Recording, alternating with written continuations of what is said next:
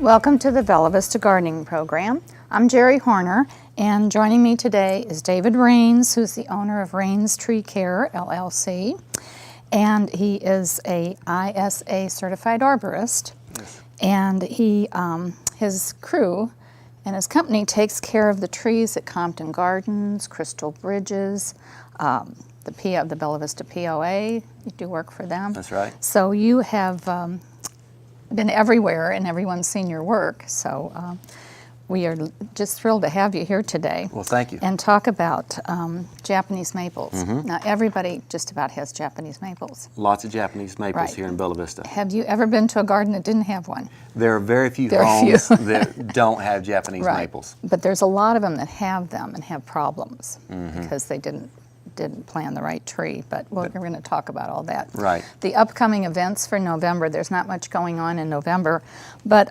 you may want to take a stroll through the Crystal Bridges trails, and they still have the Chihuly exhibit there in the woods. It's just wonderful. So it'll be there till, I think, November 27th. I think they extended it They did extend it. November 27th. So be sure and go by and see that. It's just a fantastic It sure is. example of glass in the garden. But the main reason we're here is Japanese maples. I love Japanese maples, and I have 5 of them. Yes, And you have prunes, 1 or 2. that's right.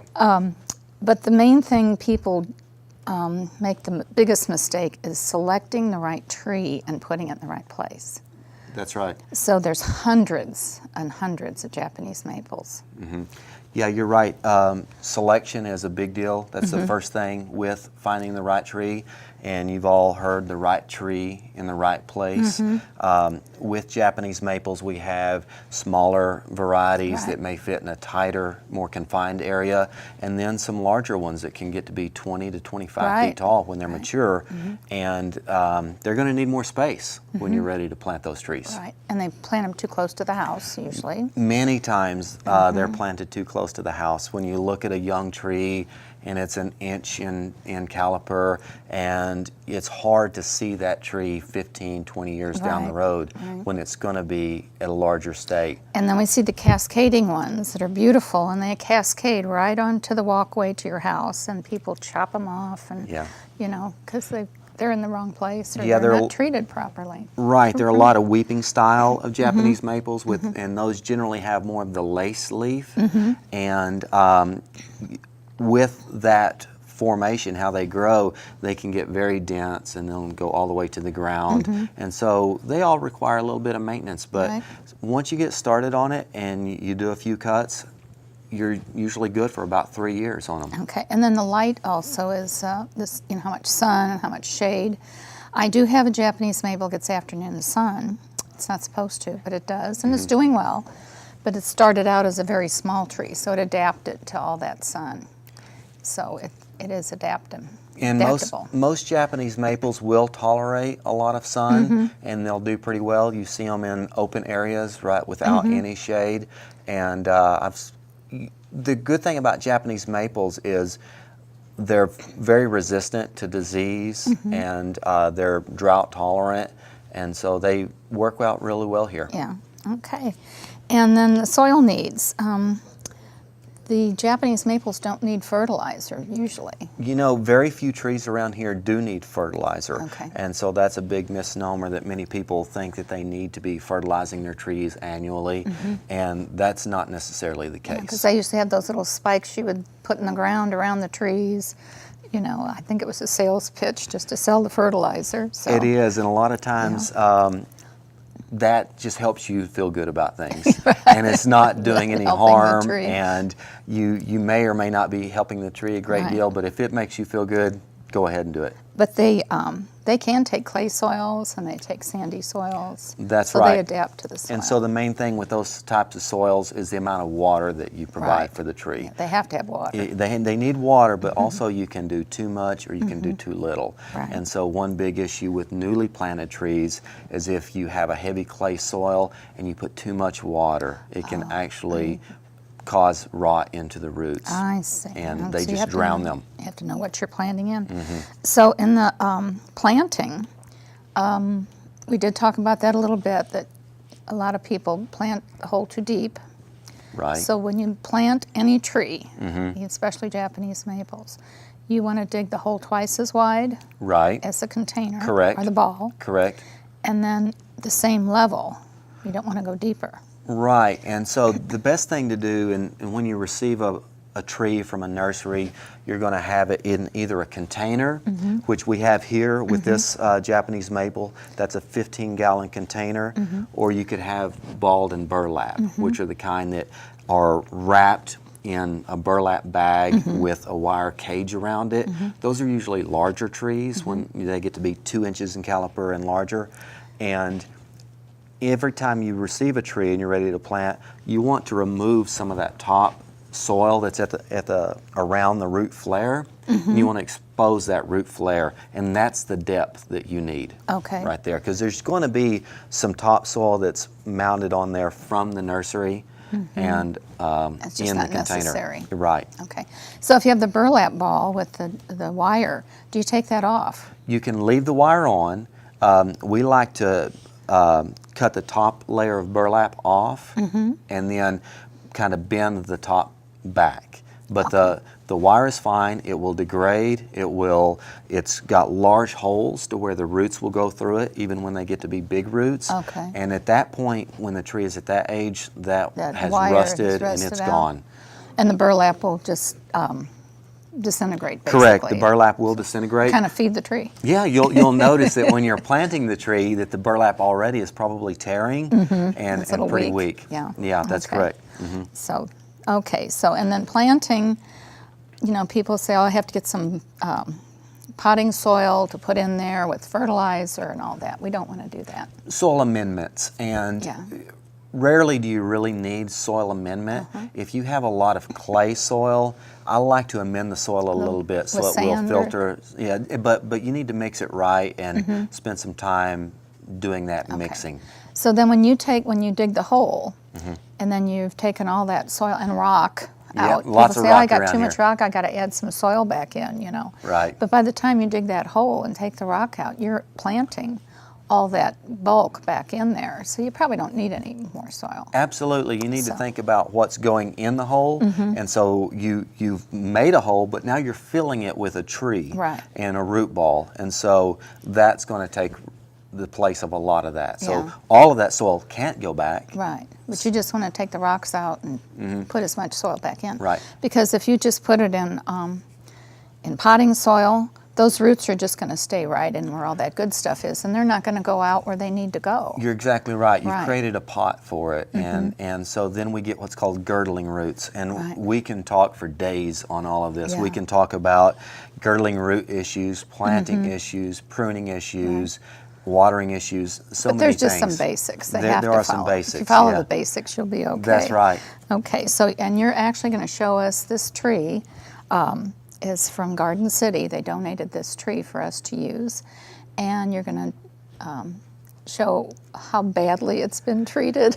Garden City was gracious enough to offer this and donate this tree. I went to them because I wanted a real tree to work on Right. instead of just trying to show a branch or to do some diagrams. And they're a great local company. They have good stock, and so I went to them and they said, "Yeah, sure, we'll give you this tree for free, and you can work on it." Now, the tree probably arrived to their store in bad shape. It looks like it's been topped over the years. It's been headed back pretty severely, and this is not something that the nursery Garden City did at their location, but they probably just received it in that way. Right, and it needs to be corrected, and it takes a while. It does, and And you're going to show us exactly what we need to start on with this tree? yeah, we can talk about some Okay. pruning cuts, and we can Okay. even do some We can pruning sh- cuts with this tree. Okay, let's And show them how we prune. what we're going to talk about is restoration pruning and structural pruning. Okay. So when you're dealing with a young tree like this, structural pruning is really the only thing that you need to do, and that's just establishing really strong scaffolding branches and giving that tree the opportunity to grow into a strong, well-branched tree. Okay. Now, once we talk about doing some restoration pruning, that's when a tree has been topped and Yeah, I we like this want to one. turn it into back to a normal shaped tree. And we're going to do this with just hand pruners. That's all that we're going to need on a tree like this. And if you have just good sharp tools, a set of hand pruners like this works great. Okay. So what I'm going to do is I'm just going to start with doing a couple of pruning cuts up here in the top. As you see, we've got a shoot and then multiple shoots come off of that. Right. That's because it had a topping cut made. You never want to do that. You don't If want you to do wanna that. You need to avoid that. If you can. Basically, yeah. Sometimes it happens naturally in an ice storm or a Right. heavy freeze. And so restoration pruning may follow either topping because of improper pruning practices or Or storm something damage with or the storm something, yeah. damage. Yeah. So I'll just go ahead and reach up in here Okay. and I'm going to make a few cuts. What we want to look for is a good branch collar cut to be made. And so it's going to be very hard for the camera to zoom in on this, but I'll make a few cuts and then we'll kind of show where we ended up. And you can make pretty quick work of a tree like this with the right tools and knowing where to prune.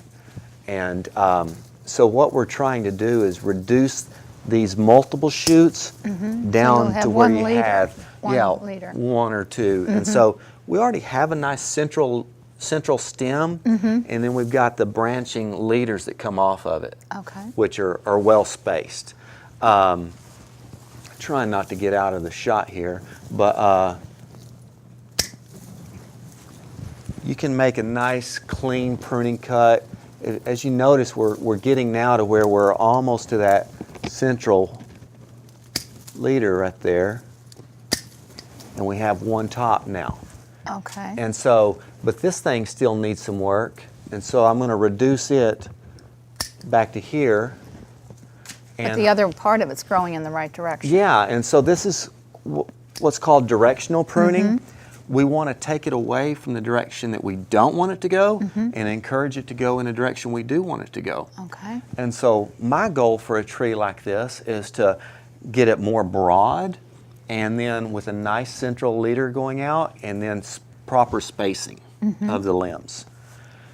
So If you can have any cross limbs, those should come off too, right? crossing Have the cross limbs we limbs? want to take out. You're right there. Limbs that have a real steep angle to them, and so a steep angle meaning if it's growing very close and it has a really tight V where it's formed, that's going to be a weak formation down the road. Okay. And I've got one of those here, and I'm going to do something neat to it. Instead of removing the whole thing in just a minute, I'm going to do more of what's called a subordinate pruning. And so subordinate pruning is where you don't take the entire limb off, you don't make a heading cut, but you're reducing the height of that limb. It slows down the rate of growth to it and allows the other stem to get larger. Oh, I and see. then you take it off down the road. So it's a process where you may take it off 3 years from now. So that was a cut there where we're just doing some subordinate pruning right there. And then you're letting more air and light getting into That's the tree right. also. Absolutely. We're getting some more light in here. We're letting air flow because, like I said about these Japanese maples, they can get some foliar conditions that Like spots on happen or when they're something like too- that, when they get moisture on there. yes, and this year was a great example of that. Yeah. I had so many calls where everyone was very concerned about their trees with brown leaves, and they would say, well, my tree is dying, or the leaves are brown, and in the right kind of season, you know what's going on, and after a few calls, you start to know what the next call is going to be, It's- and you can almost diagnose this stuff over the telephone. And it's related to the weather. It's basically. related to the weather. Now, I did have a sample of a tree that had brown leaves. Japanese maple had brown leaves about a month ago, and they stayed on the stem. Okay. So when your leaves turn brown and remain on the limbs, that's a good indication that it's dead. At times. So Right. we look at the time of year. You know, when did that happen? If it happened in June and July and maybe even August, yeah, Right. that could be the case. There are also other times whenever a tree in its own defense is preparing to be dormant, and so you may see that happen. The majority of the time, though, when it's holding its leaves, it's not a great sign. Right. So, You can see where I've made some nice restoration cuts here. so it's really opening that tree It's up. opening it up. It is. And It is. we're finding these good scaffolding branches that we want to keep and that we want to turn into long-term branching Right. structure. Okay. I'm going to go around to the other side, start working on it here. Okay. And then there's a trick to getting in the right spot to prune. So as far as what we do when we're pruning you want to is be close to the to make a limb. pruning cut, and this might work out well. I'm not sure if you can zoom into this at all, but we want to do what's called a branch collar cut. Right. And these maples are great because they have what's called a branch bark ridge and then the branch collar. And so if we were using this small limb right here as an example, the ridge is right in here where the two join. And you can even see an can actual see a- ridge yeah, you where it's can. raised. And then the collar is down here.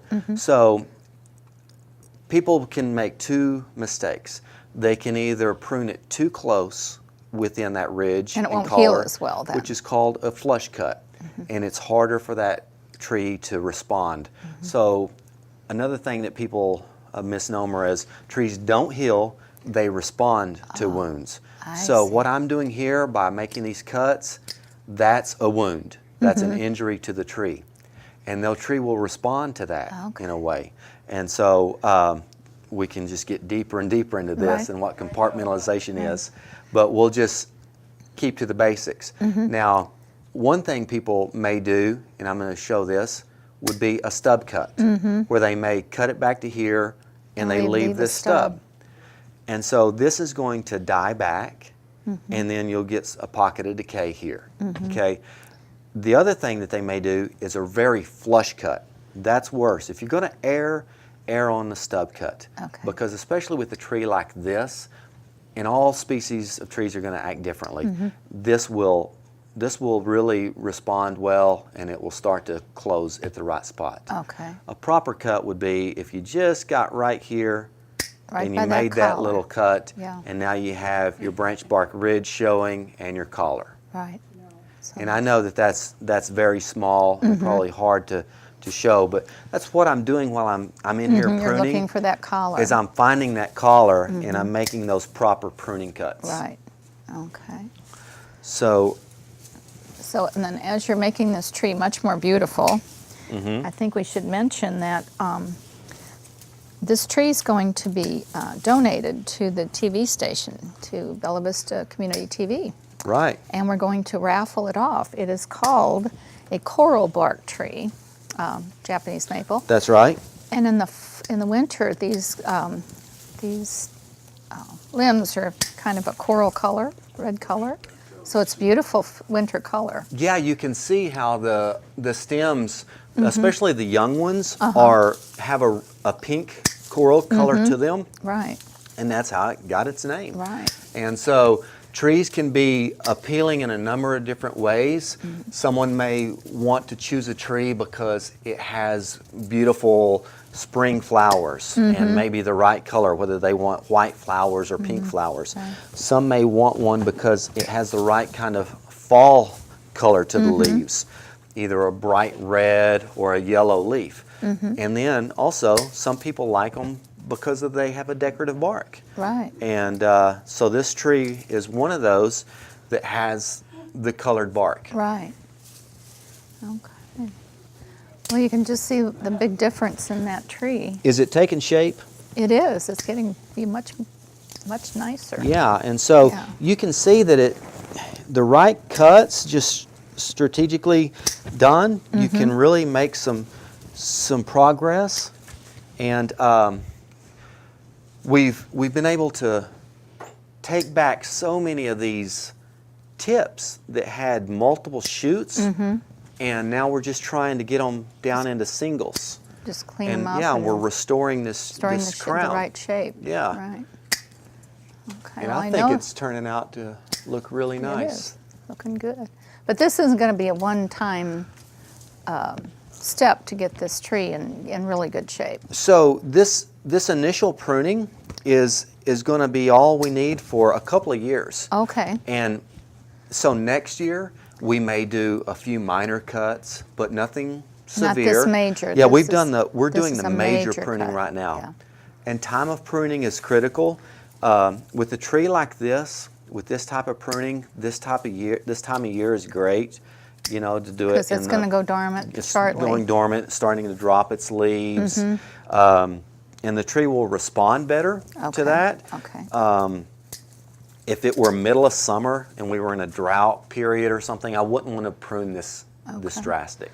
Well, you'll probably have to finish that up later on. Yeah. To get it the way you really want it. That's right. So, And but it's pretty. I just wanted to give a demonstration of making some proper pruning cuts and hopefully give the audience a chance to see this tree come to life and evolve right in front of their eyes, Right. because I think we've made some drastic changes to it. I think And so. It's a lot of good it's information. coming together. Yeah, it is. So there is also a website that you told us about, and we have a little board over there. It's treesaregood.com. Right. And they have some brochures that are available, and we'll put this on the Bella Vista Garden Club website. So they can go to treesaregood.com, and there's some great brochures for the homeowners. Treesaregood.com is a great resource for everyone, and it's associated with the ISA, which is the International Society of Arboriculture, Okay. and that's what I'm a member of, as well as where I have my certification. Okay. And so we have 2 certified arborists on staff here at Okay. Rains Tree Care. And that organization, the ISA, is the only organization that issues a certification that's program. good to know. And so it's important whenever you're hiring someone, look at their credentials, Right. do some research on them, find out if they have any certifications, and find the right arborist for the right job. Right, that's true. And ISA will definitely help to point people in the right direction. Great. So on the availability for someone to get this tree, we're working on a raffle, or, well, we can't really call it a raffle, but if you make a donation to the Bella Vista Television, community television, you will get one chance for this tree for every $1 that you donate. And we're working on setting up places where you can buy the tickets, and so far I think we have Audrey's boutique set up, and probably the Arvest Bank locations. So we will be working on that and getting things posted in the newspaper, the Weekly Vista, and brochures out and on websites so we can get the information outward. So we'll have this tree giveaway the month of November, and we'll close it on November 30th and pick a winner on December 1st, and you have donated your crew to plant this tree for the winter. That's right. Garden That is City, wonderful. Garden City donated the tree. Right. And then you asked us to come on, so we're happy to talk and show some pruning techniques and to talk about the tree. And then our company will donate time to install the tree properly, get it planted and installed That'd be correctly. wonderful. And That's wonderful. And then hopefully as the years go, we can watch this tree grow and turn into a very nice tree, and everyone can right. see what it looked like initially. And I think it's made a drastic change already. It's looking a lot starting better. to look more like a tree. It is a And- beautiful Japanese Yeah, maple. and it'll be great. So, but we'll just watch the areas, and we'll get the information out about how you can get tickets, Mm-hmm. and any donation. You may. So if you make a $10 donation, you get 10 chances. And if you make a $20 right. donation, you get 20 chances. So for every dollar you donate, we'll give you a chance on that tree. Yeah, because the end result, the value of this tree is a great value. It's probably close to $400. You're total. right, yeah. So If you it's were a to good value. purchase it and have it planted. Right. Okay. Now the other thing in November, we have to talk about putting a garden to bed. And this is one thing we have to do is maybe some late pruning on some of our trees. But Right. the annuals and herbs are basically gone for the year. There's still some that'll winter over. Your perennials, your mums are still blooming. I think someone said that deer like the mums. They haven't attacked mine, so I don't know if Good. you want to spray them with deer off or something, but they haven't attacked my mums. And you have to clean up your garden, trim your perennials. The only thing you don't want to prune is or cut back is your salvia or any shrub that has a hollow stem, because the water gets in there and it'll rot and it'll kill. I was wondering why my salvias never made it over the winter, and it's because I trimmed them in the see. fall and they got frozen out. So on your salvias, I don't didn't trim know them. that. Don't trim your salvias. Just let them go back, die I naturally. see. Right. And if you have Monarda to attract butterflies, this is a good time to separate it. Okay. Go on. And your roses, they, after a few freezes, you just want to mulch them a little heavier and maybe cut them back. If they're real tall, you may want to cut some of the hybrid teas back to 3 foot or so they don't rock in the wind Okay. and get loose in the soil. But that's the only thing you do with roses now. Okay. The lawns, you still want to keep the leaves off the lawns. I guess you see a lot of lawns with a lot of leaves on them. Yeah, and it'll kill it. That's another thing, and if we want to go back to trees quickly, there with some of the foliar conditions, cleaning your leaves from around the base of the tree will keep this cycle from going, because this overwintering of leaves there, if it has anthracnose or jumping any oak gall, disease, yeah. you're just keeping that It's disease like a there. hybridation, So we want to get rid of those leaves. And then the moles will get in there, and the critters, and they'll That's start right. eating on the bark. So Yeah. you got to get the leaves out. And it's still a good time to plant trees up until winter. Yeah, and we plant in this zone. We can plant into the winter. We're going to be just fine, and we have a pretty wide window of time to plant trees. Right. Okay. We just try not to plant them during the hottest, dry parts of the That's year. the worst time of the year to plant trees, or anything really, Yeah. because it just takes too much water. That's right. Okay, and vegetables, I think if you have a winter garden or a winter vegetable garden, you've got your plants in already by now, and hopefully you've got your garlic planted in October. So that's what you have to do in October. Is that the time to plant garlic? October is garlic, yeah. Then you harvest in June. I'm learning so much about plants. Well, that's what we're here for, Yeah, is to teach. absolutely. We're teaching Yeah. everyone. And then if you have your vegetable garden, you want to get it ready for spring. Maybe add some leaf mulch and get that going so it's ready for the spring planting. Okay. So, but mainly you want to enjoy the fall colors. I don't think there's a whole lot of fall color this year. Now I did see a little today. This is November 1st, and I did see some fall color today, but I don't think it's going to be a spectacular year. It doesn't seem that way. I think it was too dry in September. And I've seen a lot of good-looking maple trees. We had a lot of leaves that had fell earlier. But it's like one tree is beautiful, and then they're not surrounded. It's not the great hillside Yeah. that we're used to Yeah. seeing. And this is November the 1st. Right. And we It's should a have little late. some We nice should have, fall so foliage right now. mainly, you got to take what Mother Nature gives you. That's right. So if you have any other questions about gardening, the Bella Vista Garden Club website is bellavistagardenclub.com, and we will have that link on our website for those brochures you can get. Great. And then the Garden Club won't be having a meeting over the winter. We'll be starting again January of 2018. So we take a little break over the winter. And then I want to thank you for coming today and giving Thank all you this so information. much. This has been a lot of fun. I really enjoy it. That's great, because we Yeah. just want to get the knowledge out to the people so they know And get what me to back do. in the club sometime. I'm happy Yeah. to come Oh, see the yeah. club and put on a presentation of some And sort. any company or any group that would like for you to put a program on, they can just call you. I think we've got your number. Absolutely. on We the- do on things the for screen. Compton Gardens on occasion, Right. and we're happy to share. We're all about education. That's the main thing. We got to educate everybody. Absolutely. Share our knowledge. Yeah. That's right. So I hope you've enjoyed the show, and will join us again next month. And until then, don't forget to stop and smell the roses.